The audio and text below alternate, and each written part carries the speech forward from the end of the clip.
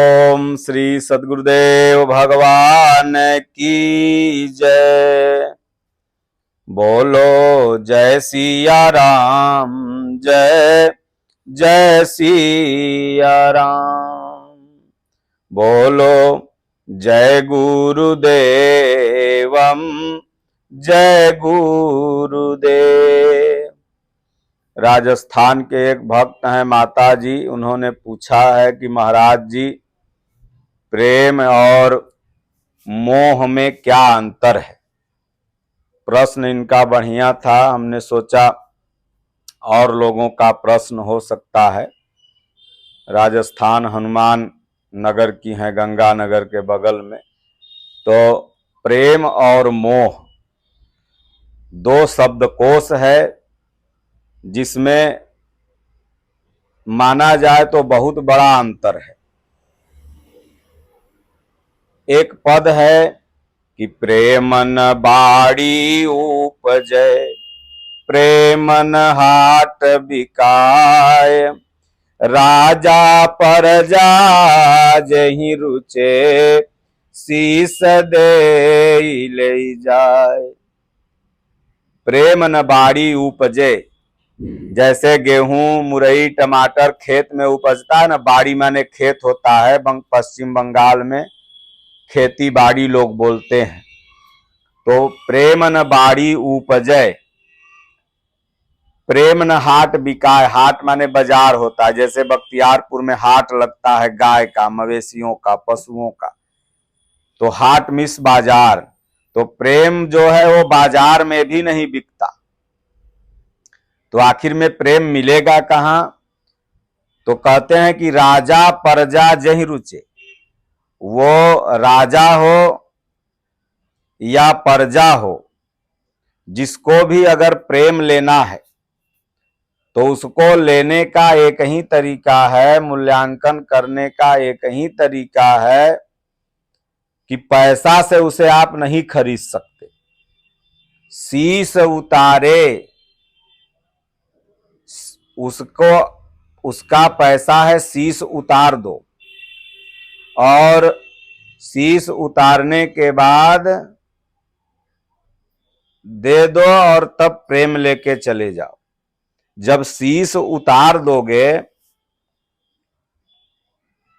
तो फिर कैसे खरीदोगे? तो शीश उतारने का मतलब अहंकार, कि यह तो घर है प्रेम का, खाला का घर नाही। शीश उतारे भुइ धरे, सो घर बैठे माही। जब प्रेम के घर में आप प्रवेश करेंगे तो शीश को उतारना होगा, तब जाकर के आप के अंदर प्रेम। ही बैठ जाओ, उधर बैठ जाओ। तब जाके आपके अंदर प्रेम की उत्पत्ति होगी। इसलिए कहें राजा परजा जहि रुचे। तो शीश उतारने का मतलब, मान लो हम गर्दन काट दें या आप गर्दन काट दो, तो क्या आपको प्रेम उत्पन्न हो जाएगा या प्रेम मिल जाएगा? क्या आप प्रेम के घर में प्रवेश कर जाओगे? तो शीश उतारने का मतलब अहंकार को खत्म कर दो। जो अभिमान है, जो ईगो है, जो पावर है, मैं कुलीन हूं, मैं बुद्धिमान हूं, मैं स्वरूप, मुझे फलना ऐसे बोल दिया, मुझे अपमानित कर दिया, उसको ऐसे नहीं बोलना चाहिए, उसको मारूंगा। तमाम तरह का जो घमंड है, जो अहंकार है, जो अभिमान है, जो ईगो है, इसको फेंको और तब हृदय में प्रेम की उत्पत्ति निकलेगी। इसीलिए सेवा से प्रेम उत्पन्न होता है, क्योंकि सेवा से अभिमान दूर होगा, और जब अभिमान दूर होगा तो प्रेम उत्पन्न होगा। तो कहे राजा परजा जहि रुचे, शीश दे ले जाय। यह तो घर है प्रेम का, खाला का घर नाय। तो इसलिए खूब समझना पड़ेगा आपको कि प्रेम अगर उत्पन्न करना है तो अभिमान हटाना है। अब मोह, अगर आप अहंकार से रहते हुए किसी से प्रेम कर रहे हैं तो वो मोह के अंतर्गत आता है। तो प्रेम भगवान से होता है और मोह दुनिया से होता है। जैसे आप ईश्वर के लिए रो रहे हैं, अपने अहंकार को उतार करके, शीश को उतार के, रात दिन हे प्रभु कब दर्शन होगा, जैसे माता मीरा ने प्रेम किया, जैसे राधा रानी ने प्रेम किया, जैसे हनुमान जी ने प्रेम किया, जैसे संत रविदास जी ने प्रेम किया, जैसे हमारे गुरु महाराज ने प्रेम किया, जैसे दादा गुरु महाराज ने प्रेम किया। तो ईश्वर के प्रति अहंकार का परित्याग कर जो आप ममत्व दिखाते हैं, प्रेम दिखाते हैं, वो प्रेम के अंतर्गत आता है। और दुनिया से जो आप प्रेम करते हैं, लड़का लड़की प्रेम करता है, माता पिता प्रेम करते हैं, पुत्र पिता प्रेम करता है, माता पुत्र प्रेम करती हैं, ये मोह के अंतर्गत है, ये प्रेम नहीं, ये मोह है। इसलिए भगवान के रास्ते में चलने पर जो आंसू गिरता है वो प्रेम के अंतर्गत है, और दुनिया वालों के लिए जो आंसू गिरता है वो मोह है। भरत जी दशरथ के लिए नहीं रो रहे थे, दशरथ भी मरे थे, और जब सुने कि हमारे पिताजी राम के वियोग में मर गए तो भरत जी दशरथ के लिए नहीं रो रहे थे, बल्कि इसलिए रोने लगे कि मेरा भाई वन चला गया। पिता के लिए नहीं रोए, लेकिन भगवान के लिए रोने लगे। तो भगवान से क्योंकि उनका प्रेम था, अनन्य प्रेम था, तो इसलिए प्रेमी का पहचान है कि वह ईश्वर के लिए, परमात्मा के लिए रोए। और जो मोह में है, जैसे मान लीजिए आपका बेटा का विदाई हो रहा है, कहीं जा रहा है, बेटा का एक्सीडेंट हो गया, पति का हो गया, कोई असमय चला गया, या घर में लोग मर जाते हैं, तो ये मोह के अंतर्गत हम सभी वहां सहानुभूति दर्ज कराते हैं, आंसू बहा करके। उसके बाद थोड़े दिन बाद वो आंसू बंद हो जाता है। तो मोह वाला आंसू जो है वो क्षणिक होता है, 1 घंटा रोओगे, 2 घंटा रोओगे, 1 साल रोओगे, 2 साल रोओगे। अब कोई का बेटवा साधु बन जाता है तो माई को जब जब याद आती है तो माई रोती है, लेकिन वो भी साल, 2 साल, 5 साल तक रोएगी। कोई का बेटवा मर जाता है तो जब माई को याद आता है तो 1-2 मिनट रो ली। तो ये मोह के अंतर्गत जो आंसू है ये कुछ क्षण के लिए, लेकिन प्रेम से जो आंसू निकलता है वो आजीवन है। आजीवन भगवान के लिए लोग रोते हैं, आजीवन भगवत पथ में चलते हैं, तो आंख से आंसू गिरे चाहे नहीं गिरे, दिल से आंसू गिरते रहता है कि प्रभु कब मिलोगे, कब विकारों का दबाव खत्म होगा, कब आपके दर्शन होंगे। अखिया हरि दर्शन को प्यासी, ये आंख जो है हरि दर्शन के लिए हमेशा प्यासी रहती है। कहा जाता है कि माता मीरा की चोली कभी नहीं सूखती थी, मतलब वो कन्हैया के लिए हमेशा रोती रहती थी। सोचिए, माता मीरा का पति भोजराज मर गए, लेकिन उनके लिए नहीं रोई, चूड़ी नहीं फोड़ी, सिंदूर नहीं मिटाई, क्योंकि वो जान रही थी कि इनके लिए रोना मोह के अंतर्गत आ रहा, लेकिन कन्हैया के लिए रो रही थी। जब सासू ने कहा कि अरे मीरा, इतनी तुम नालायक हो गई, तुम्हारा पति मर गया और फिर भी तुम रो तक नहीं रही हो, तो उसने कहा कि मैं जिनके लिए रो रही हूं वो मेरे पति कभी मर नहीं सकते सासू मां। आप सासू हैं, ये ससुर हैं, ये पति हैं, ये रिश्ते तो मोह से उत्पन्न हुए हैं, और जो रिश्ते मोह से उत्पन्न होते हैं वो अज्ञान का कारण है। लेकिन हमारे जो पति हैं वो तो कृष्ण भगवान हैं। कहे ऐसे पति को क्यों बरूं जो जन्मे मरी जाए, अमीरा तो अविनाशी बरे सुहाग अमर हो जाए। तो दुनिया वालों के लिए, इस संसार के लिए अगर आप आंसू बहा रहे हैं तो ये मोह के अंतर्गत आता है, और अगर आप संसार बनाने वाले के लिए आंसू बहा रहे हैं, उस ईश्वर के लिए आंसू बहा रहे हैं, तो ये प्रेम के अंतर्गत आता है। तो इसलिए हर साधक को भगवान से प्रेम करना चाहिए। संसार से मोह जब तक है, इसीलिए कहा गया मोह रावण का प्रतीक है और प्रेम ही पार्वती है। मोह को रावण, ये अंत में मोह मरता है, इतना जल्दी नहीं मरता। मोह का मतलब आसक्ति होता है, लगाव होता है, और ये जल्दी नष्ट नहीं होता। ये तभी नष्ट होगा जब आपका ईश्वर में परिपूर्ण प्रेम हो जाए। तो ये संस्कारों के दबाव जब तक आपके ऊपर हैं तब तक आप मोह से ग्रसित रहेंगे। धीरे धीरे भजन साधना कर संस्कारों से उपराम हो जाएंगे तो प्रेम हो जाएगा। सुदामा जी भगवान कृष्ण पर निश्चल प्रेम किए। वो इसलिए नहीं रोते थे कि हमारे बच्चे भूखे सो गए, या आज भिक्षाटन नहीं हुआ, या मैं गरीब हूं, इसलिए नहीं रोते थे। लेकिन कृष्ण भगवान के लिए रोज रोते थे। भिक्षाटन करके आए, बोले प्रभु कब दर्शन होगा। बचपन में नेह लगा करके, प्रेम लगा करके आप चले गए। कृष्ण भगवान से अनन्य प्रेम हो गया था सुदामा जी का। इतना प्रेम कि सुदामा जी ने कृष्ण भगवान का श्राप अपने ऊपर ले लिया।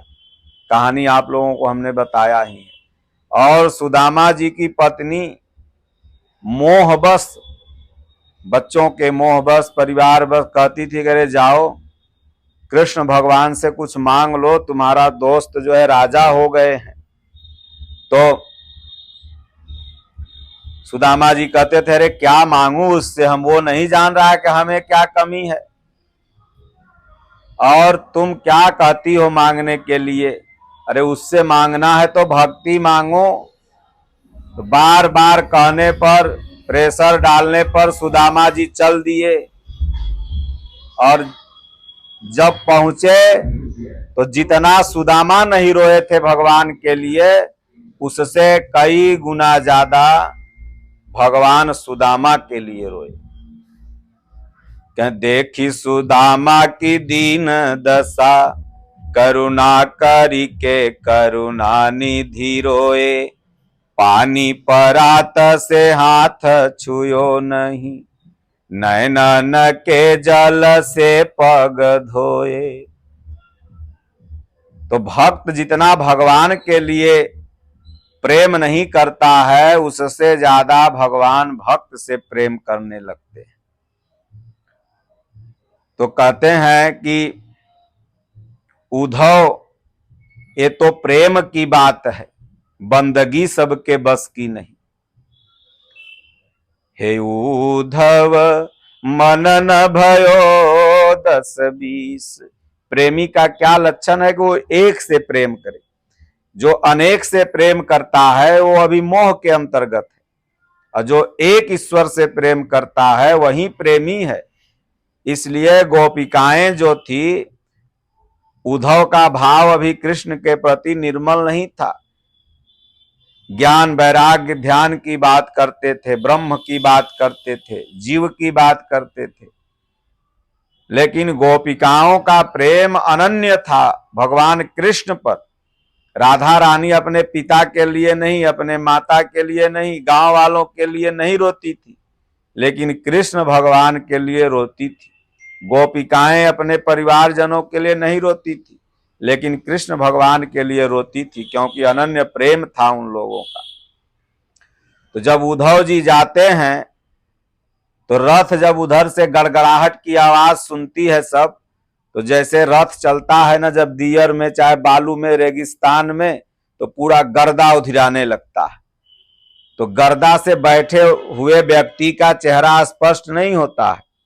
जैसे हेलीकॉप्टर जब उतरता है तो गर्दा पूरा हो जाता है, जब गर्दा शांत होता है तब लगता है कि इसमें के बैठा हुआ। तो उधर से रथ आ रहा था, तो गोपिकाओं ने सोचा, राधा रानी ने सोचा कि लगता है कृष्ण भगवान आ गए। अब सब बेचारी लगी रोने लगी, फूल सजाने, आरती उतारने। रथ नजदीक आया तो देखी सब, अरे उस पर तो दूसरा कोई बैठा हुआ। अब वो लोग नहीं जान रहे थे कि उद्धव बैठे हैं कि कौन बैठे हैं। चारों तरफ से सब रथ घेर ली। मेरे कन्हैया कहाँ है, मेरे मुरारी कहाँ है। तब उद्धव जी कहें चलो बताते हैं कहाँ है, पहले बैठो। तो सब बैठ गई। उसके बाद एक ने पूछा, अरे कुछ भेजा है कन्हैया मेरे लिए? जैसे आप नताई रिश्तेदारी कहीं जाते हैं, 1 किलो मीठा 1 किलो सेव कुछ लेके जाते हैं। तो उन्होंने कहा कि भाई भेजा तो कुछ नहीं, एक चिट्ठी भेजा है। बोले कहाँ है, कहाँ है?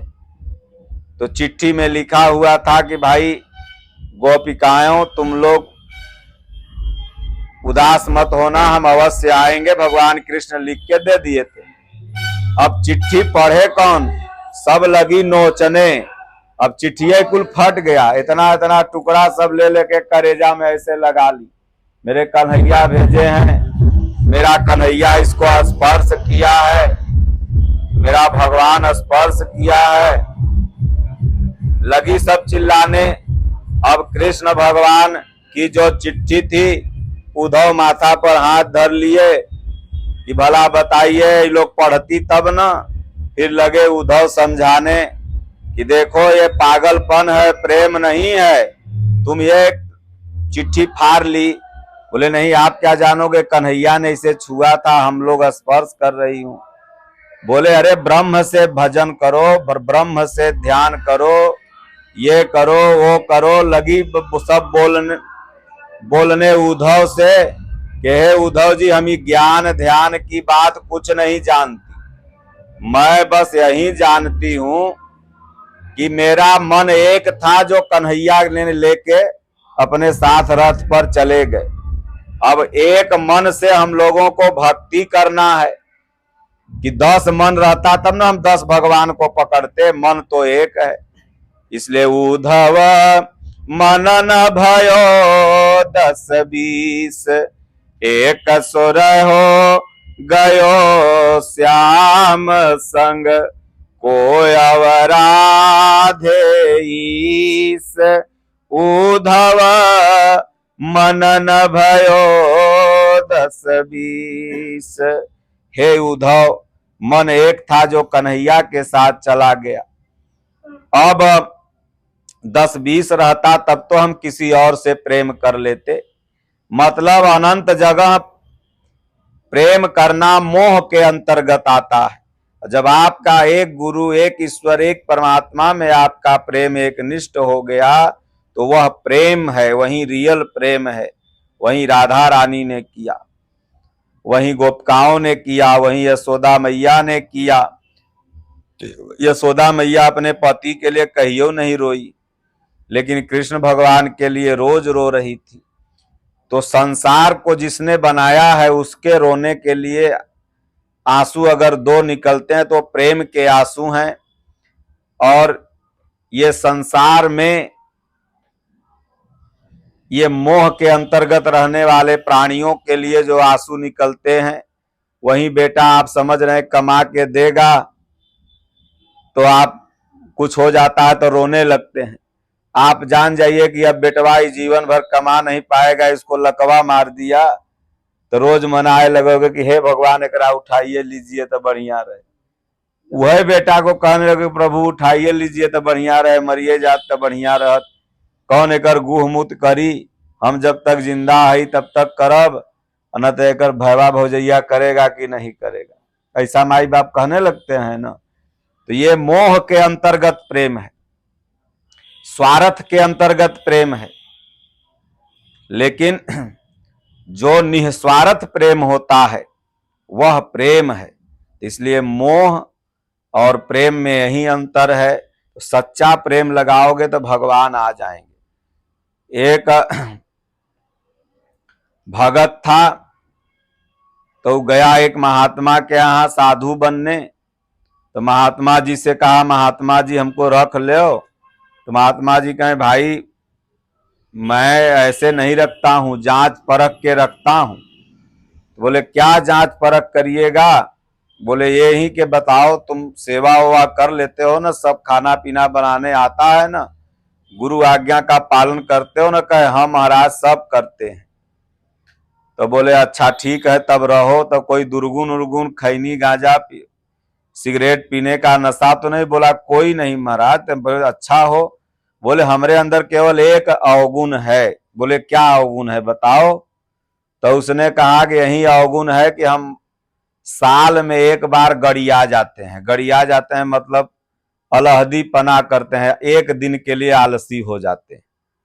तो महात्मा जी कहें बस एक ही दिन आलसी बनते हो साल में। बोले हाँ एक ही दिन। तो बोले चलो 365 दिन होता है, 364 दिन तो बढ़िया से मेरा काम करोगे। एक दिन आलस्य हो जाएगा तो क्या दिक्कत है, रहो।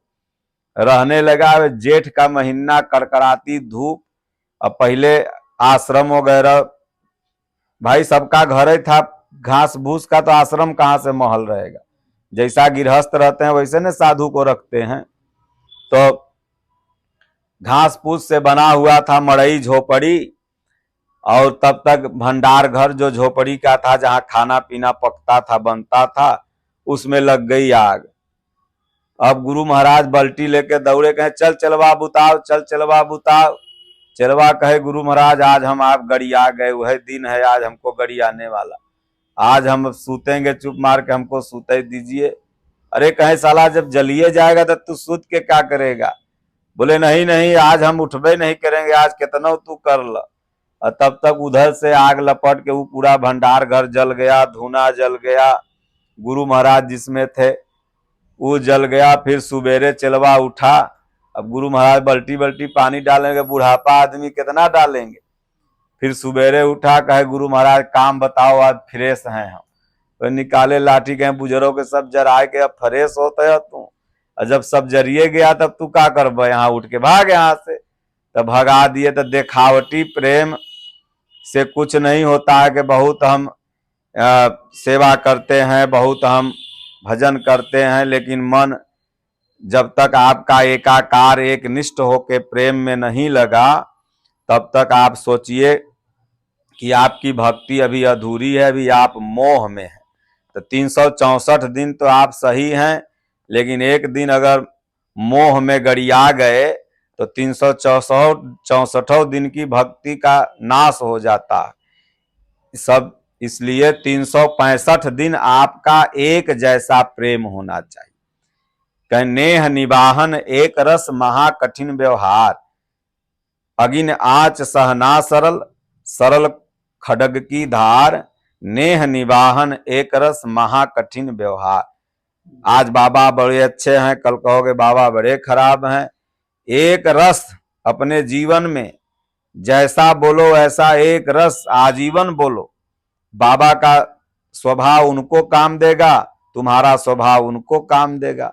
इसलिए गुरु जो करे वो न करना चाहिए, बल्कि गुरु जो कहे वो करना चाहिए। तो इसलिए प्रेम और मोह में यही अंतर है कि अगर संसार वालों के लिए रो रहे हो बेटवा बिटिया, हाँ ठीक है, पैदा किए हो तो खिलाना पिलाना रखना सहना पढ़ाना लिखाना तुम्हारा कर्तव्य है।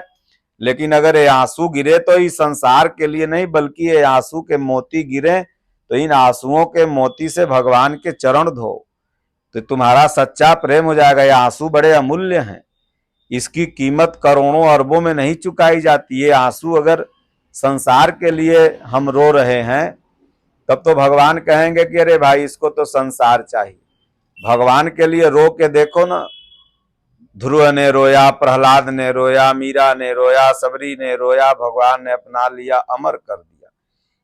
कहें कि दीन ही गति जो ही जाचत जोगी, जो जोगी गति जांचते थे वो कोल भील अधम को भगवान ने दे दिया। भगवान के लिए जो रोया, इसलिए कहा गया जिन रोया तिन पाइया। जो रोया वो पा गया, लेकिन किसके लिए, भगवान के लिए। तो बोलिए श्री सद्गुरुदेव भगवान की जय, राजा रामचंद्र भगवान की जय, बाके बिहारी लाल की जय। ओम नमः पार्वती पतये हर हर महादेव।